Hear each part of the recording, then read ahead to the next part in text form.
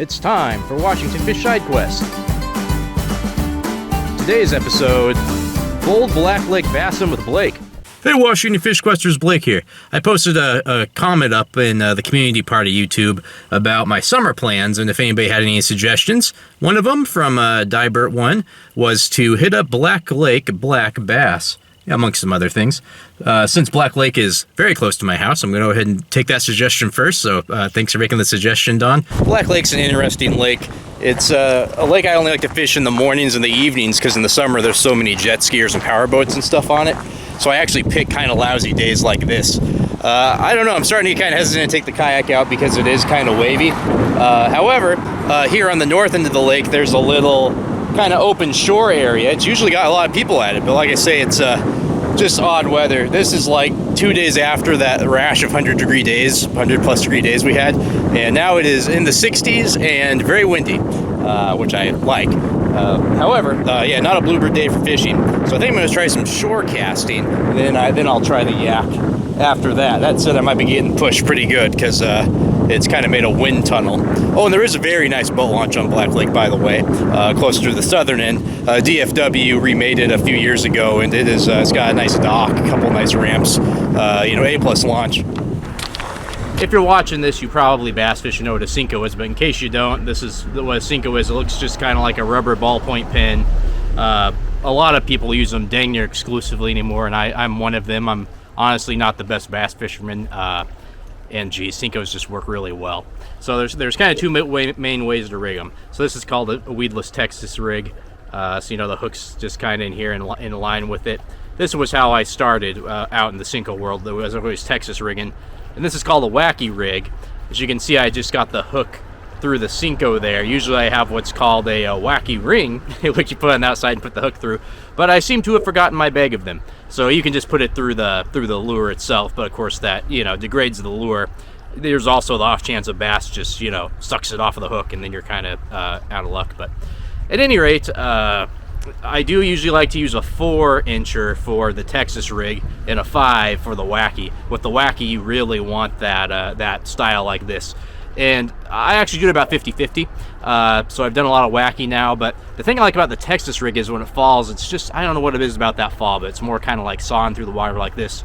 The wacky rig kind of falls like this, but its twitch is just so much better. It's twitching away like that, and it just triggers them.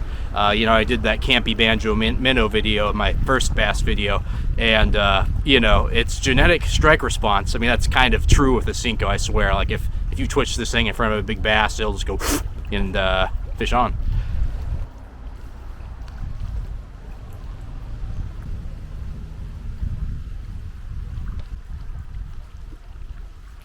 How's it going? Yep. Catch anything? Nope. I'm gonna try the kayak. I just was trying to put it off because it's windy. What were you casting? What's that? What were you casting? It's right in here. Really far off there, so you're gonna catch it. Oh, thank you. Yeah, really nice. Like teen on a bike came by and gave me some advice on where to go, so I will take it.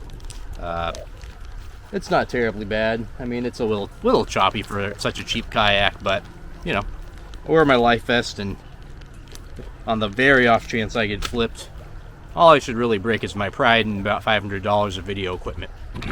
I'm actually pretty happy with how this kayak is handling the little bit of chop. I mean, it's not much chop at all, to be clear, but this is also a kayak with like 8 inches of clearance maybe above the water. It is warm water though. I just put my hand in it, so like I say, I'm not too worried besides the camera equipment. There's a little dock up ahead I'm rowing to. I'm going to start a drift there, and I'll probably just do 1 or 2 drifts and call it a day because it's pushed me pretty hard, and frankly it's pretty tiring just to get out there paddling against it. It's not too bad or anything, but it's about 8:30 already, so if anything the night will chase me in, but I don't think these bass have been bothered all day, so I'm pretty excited. Woo! Look at that snag there. That's bad news for a hull of any power boat. Holy smokes. All right, I'm here. I kept paddling further past that dock because there's so much good looking bass water here. It's just hard to turn down. Now the challenge is going to be, it keeps pushing me into the shore because I am on you know, the northern end, and that's the way that the wind is blowing. So even when I'm kind of not at the very end of the tunnel, it's still, if you're near shore, it's kind of pushing you into the pad. So that's going to be my challenge today, but I'm sure I'm up to the task.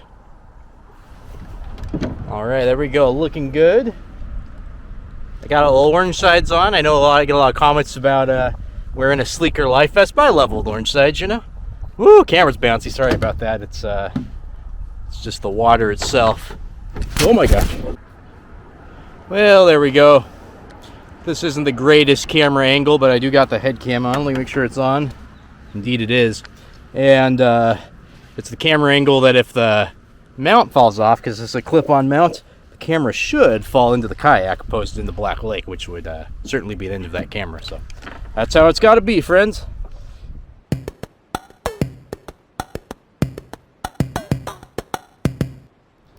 Oh yeah, and like I said, I am not at.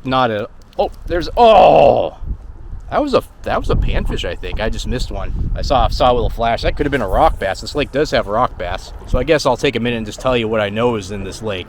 It has largemouth bass, some smallies. Gets stocked with planter trout, black crappie, pumpkin seed, bluegill. Has a black bullhead catfishery that happens at night in the summer. I could do a video on that. At any rate, it's got a lot of diversity for a Western Washington lake, and the bass fishing is pretty good. I mean, a lot of local clubs will hold tournaments here. Sometimes some of the bigger clubs will come down too. So yeah, it's a pretty quality lake. It does have serious phosphorus issues because there's a lot of leaky on-site sewage systems just from the residents.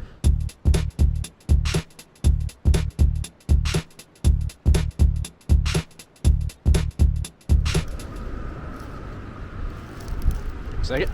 Here's a fish. Woohoo! Not a big one. Man, it's amazing what'll hit a 5-inch Senko. This is about the size of the.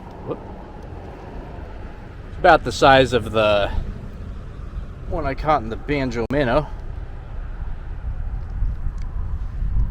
Not even a pound, but hey, got the skunk off my back.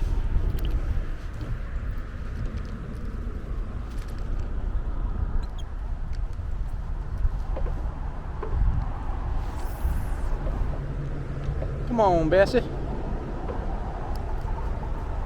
I just want to catch you. Don't worry, I'll put you back. I'll put you back all right.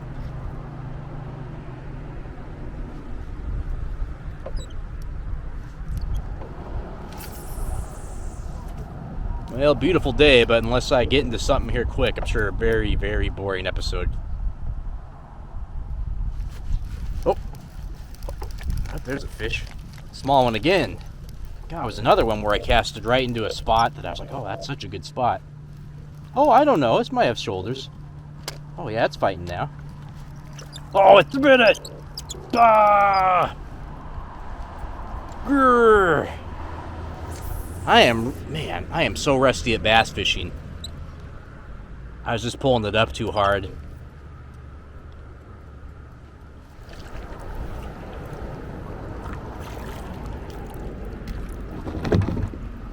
I'm half tempted to come back and do this again when it's not super windy out, but it's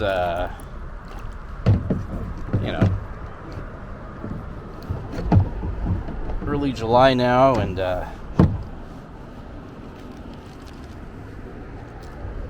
got a lot of things, a lot of other fishies I want to do. Let's see. The kid who gave me the fishing location just rode by on his bike, and at least I can tell him I think it's skunk.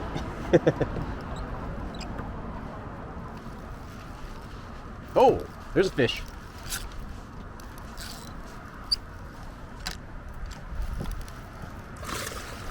Oh, come on, it's an actual fish. That one was made up fish. No.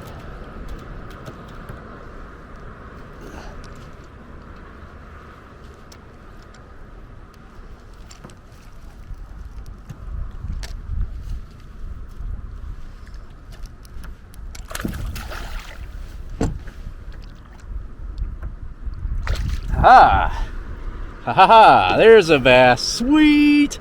Ha ha ha! Oh, I persevered. Old Blake did it. Not the biggest bass in the world, but there you go. The Senko saves the day again. Woo! Oh yeah. Thank you, buddy. I desperately needed a nice fish. There he goes. Yeah.